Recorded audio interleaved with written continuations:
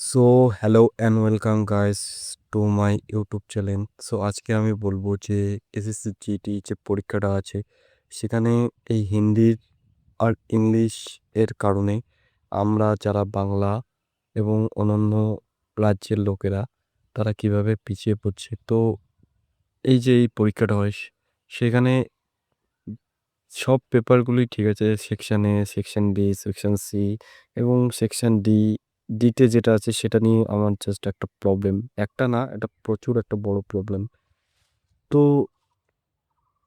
যখন সেকশন ডিতে শুধু আছে ইংলিশ পেপার আর আর হিন্দি পেপার। আমরা যারা অহিন্দিভাষী লোক তারা যখন ওই হিন্দি পেপারটা দিতে যাই তো তাহলে আমাদের তো এক্সট্রা করে হিন্দিটা শিখতে লাগে। কিন্তু যারা হিন্দিভাষী লোক তাদের তো তারা মাতৃভাষাতেই ওই হিন্দি পেপারটা দিতে পারে।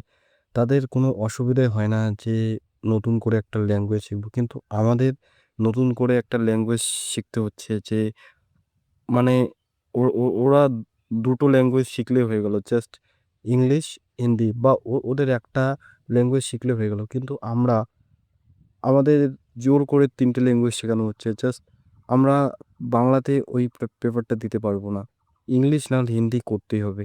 তো আমরা ওইখানে মার খেয়ে যাচ্ছি। আর যারা হিন্দিভাষী তারা মাতৃভাষাতে পাওয়ার কারণে তাদের নিয়োগটাও ওইখান থেকেই বেশি হচ্ছে। আমরা সব দিক থেকে ঠিক হলেও ওই হিন্দিতে একটু মার খেয়ে যাচ্ছি, একটু কি বেশি, 40 নাম্বার, 20টা কোয়েশ্চেন ইকুয়ালস টু 40 নাম্বার। তো যারা এই কোশ্চেনটা ব্যাপারটা জানে কিন্তু এর নিয়ে মানে কথা বলা খুব দরকার, না হলে ইউপি বিহারের যারা স্টুডেন্ট হিন্দিভাষী তারা বেশি পেয়ে যাবে।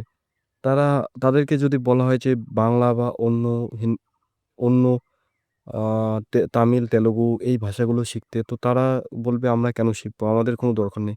তো আমার মতে দুটো ল্যাঙ্গুয়েজই ঠিক আছে, যে যেমন হিন্দি ইংলিশ এই দুটোই ঠিক আছে।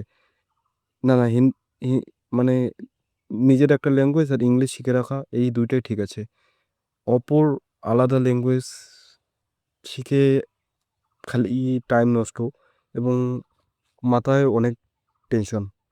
তো ঠিক আছে, গুড বাই, টেক কেয়ার।